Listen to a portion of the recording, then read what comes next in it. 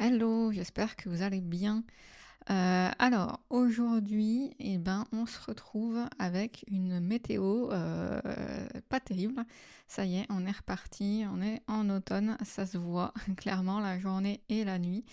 Je pense à ça parce que la dernière fois que j'avais fait un petit audio comme ça, j'étais en train de me balader, il faisait beau, il faisait chaud. Donc voilà, là c'est plus le cas. Donc aujourd'hui, je vais, comme d'habitude, comme dans les derniers audios que je vais faire, je vous donner un peu des nouvelles d'où j'en suis et notamment en termes de setup.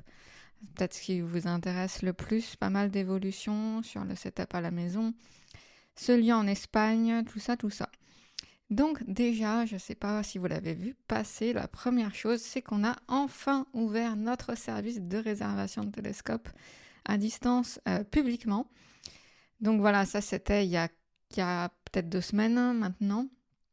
À savoir qu'au moment où j'enregistre moi, les réservations ont été fermées parce qu'il y a eu il y a eu déjà pas mal d'heures de shoot réservées. Donc là, le télescope, il a presque fini de tout shooter.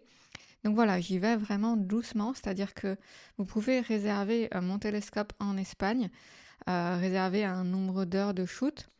Je vous laisse aller sur notre site cours.astronomie-pratique.com si vous voulez plus d'informations. Vous verrez la page de réservation.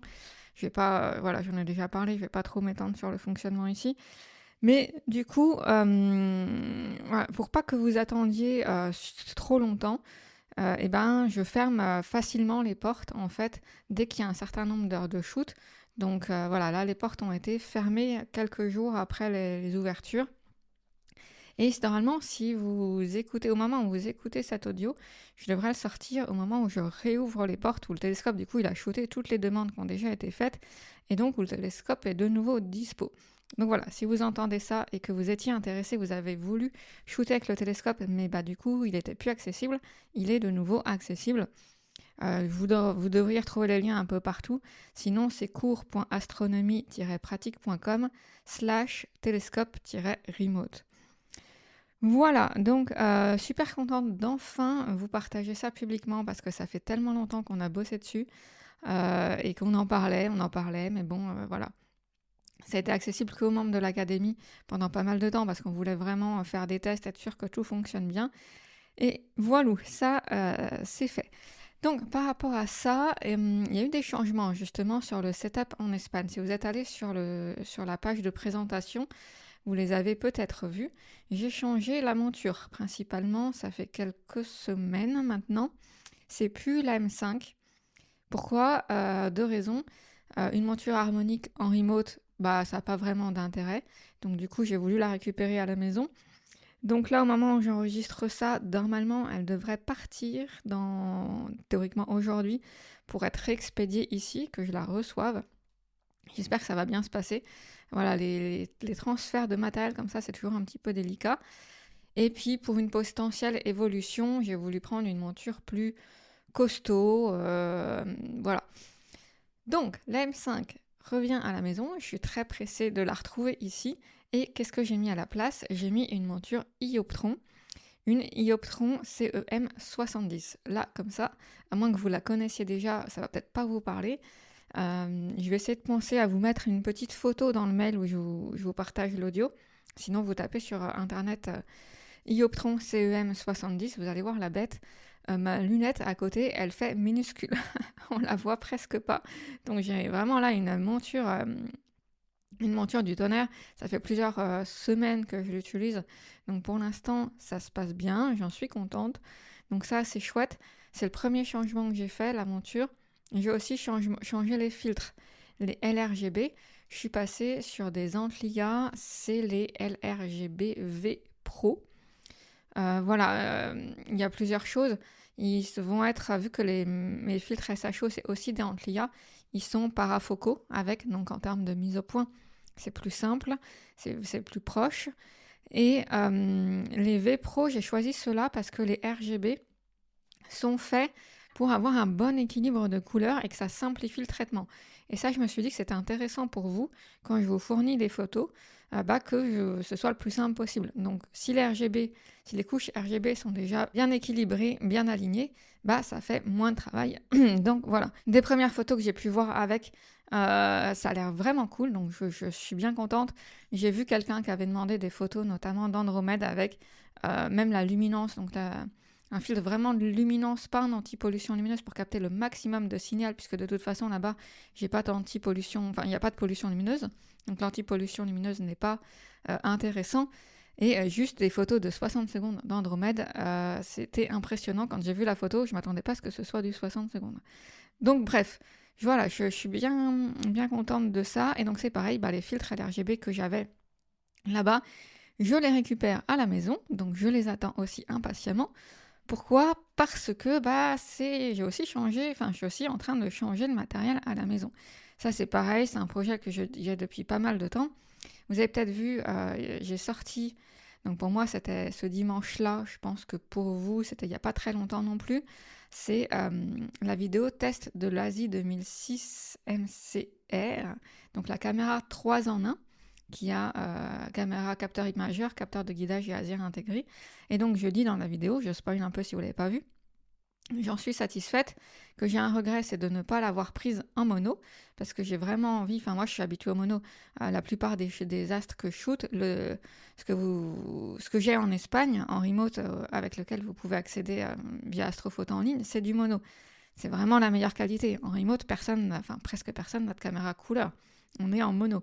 Donc moi, c'est vraiment là où je suis le plus habituée. Et du coup, quand je suis repassée à la couleur, comme je disais dans la vidéo Asie 2006, la couleur, je trouvais ça chouette parce que ça fait longtemps que j'en avais pas fait. Donc je voulais m'y remettre un peu. Je voulais récupérer un peu de data pour mes cours, pour les formations, etc., pour donner aux élèves. Mais très honnêtement, quand on goûte au mono, la qualité d'image après sur le capteur couleur, c'est pas la même. Surtout quand on fait du narrowband, du SHO. Le narrowband, oui, vous pouvez en faire avec des caméras couleur, vous pouvez avoir des chouettes trucs, mais on va pas se mentir, la qualité d'image des photos brutes, ça n'a vraiment rien à voir. Et quand vous êtes capable de comparer, quand vous êtes passé au mono, que vous revenez à la couleur, ça fait un peu mal. Donc, j'ai voulu repasser sur du mono à la maison également. Donc voilà, je vais vendre la caméra, je vais vendre le tiroir à filtre et le filtre. Et donc, j'ai déjà recommandé une ASI 2006 mono. Au passage, ZW a sorti une nouvelle version de cette caméra, la P25. Il n'y a vraiment pas beaucoup de changements.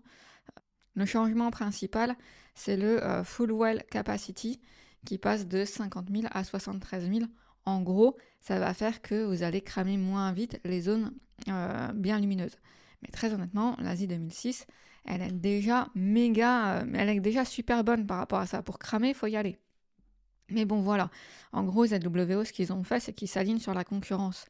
Les autres marques qui possèdent ce type le même capteur que l'ASI 2006, en fait, ils avaient déjà cette full well capacity qui était plus élevée, qui était donc un avantage pour eux. Donc voilà, ZWO, ils ont mis à jour leur caméra, c'est le même capteur, c'est les mêmes spécificités dans la plupart des choses. C'est la full well qui a augmenté. Et vous pouvez le voir aussi physiquement, ça se voit surtout à l'arrière au niveau des ports, ils ont fait des petites évolutions. Voilà, histoire de voir un petit peu que c'est la nouvelle. Donc voilà, j'ai commandé cette nouvelle caméra. Pour les filtres, j'attends que les LRGB que j'avais en Espagne me reviennent. J'ai évidemment commandé des SHO aussi. Là, ça pique, quand on réfléchit au matos, on réfléchit à la lunette, télescope, la monture, la caméra. Mais en fait, on ne pense pas forcément aux filtres dans le sens où c'est des petits accessoires. Mais surtout, si vous êtes en gamme mono, franchement, et que vous voulez de la bonne qualité, c'est des petits accessoires qui coûtent cher. Encore plus, si vous voulez les sets, les LRGB, SHO, ça fait mal. Donc voilà.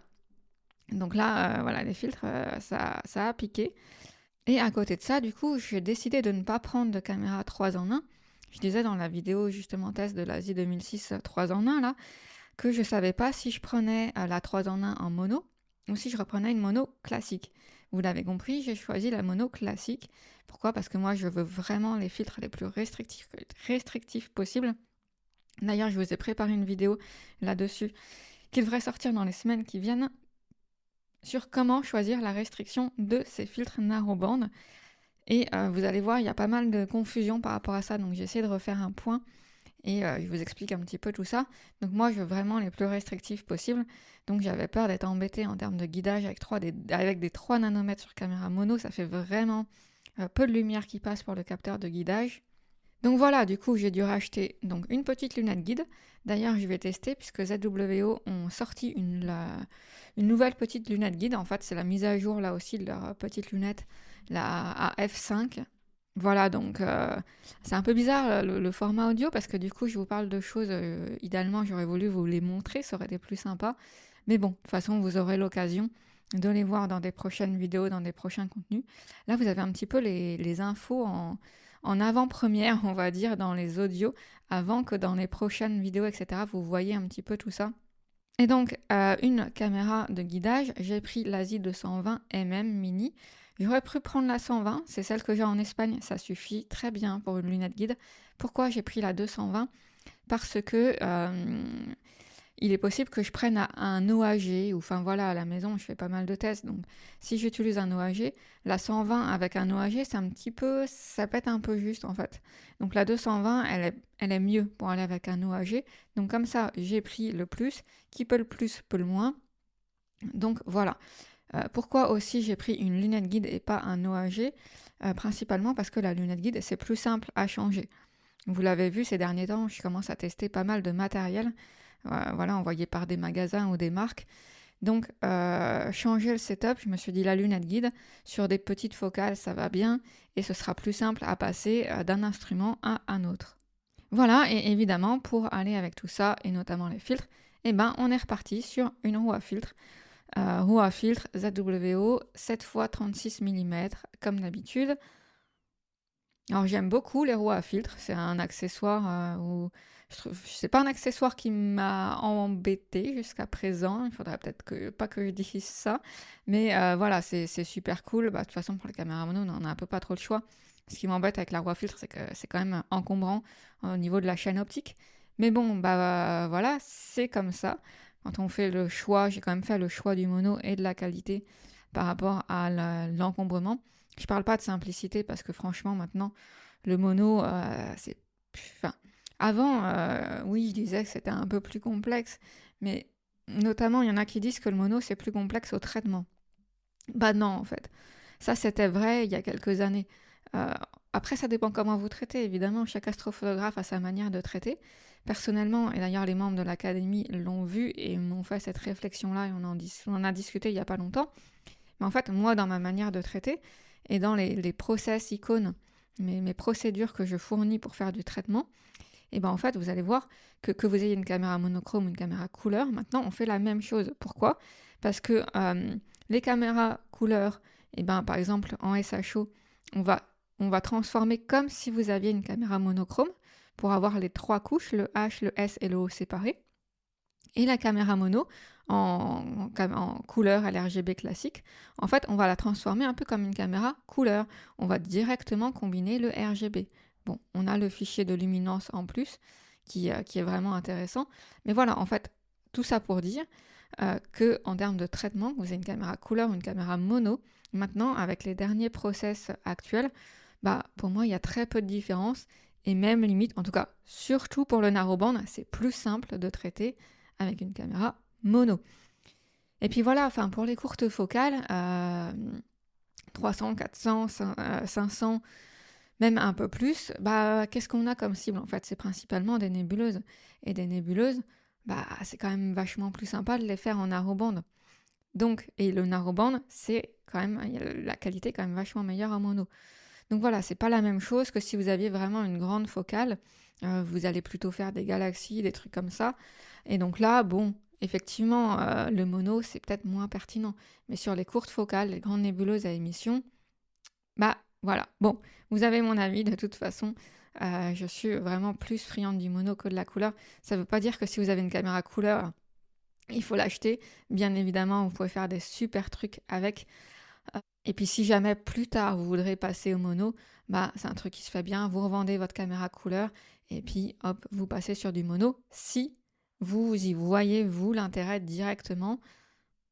et si ça vous tente à un moment donné, si vous avez le budget, etc. Voilà pour ces petites nouvelles. Je vais vous laisser ici, pas grand-chose de plus. Je sais pas quel temps il fait chez vous. Nous, ici, on est lundi 29 septembre. Ici, c'est complètement brumeux. Ils annonçaient beau normalement aujourd'hui. En tout cas, pour l'instant, ce matin, c'est moche. C'est très moche. On va voir si ça se lève dans la journée. Ce soir, moi, je fais une masterclass pour les membres de l'académie sur comment réaliser des photos qui gagnent des concours, ou en tout cas comment faire des astrophotos dans les règles de l'art, on va dire. Quels sont les critères en fait, parce que vous pouvez faire des photos pour vos goûts personnels, mais vous pouvez aussi essayer de respecter entre guillemets les règles d'une bonne astrophoto. C'est ça que je vais partager ce soir. Je leur ai prévu des quiz interactifs justement, où j'ai pris mes photos et il y a pas mal de... Pour chaque photo, j'ai ajouté des défauts et donc il va falloir qu'ils trouvent ce qui ne vont pas sur les photos. Voilà, donc voilà un peu mon programme. J'espère qu'il fait beau chez vous, la journée et la nuit. Et sur ce, je vous dis à bientôt. On se retrouve bientôt dans un prochain contenu. Et évidemment, gardez la tête dans les étoiles.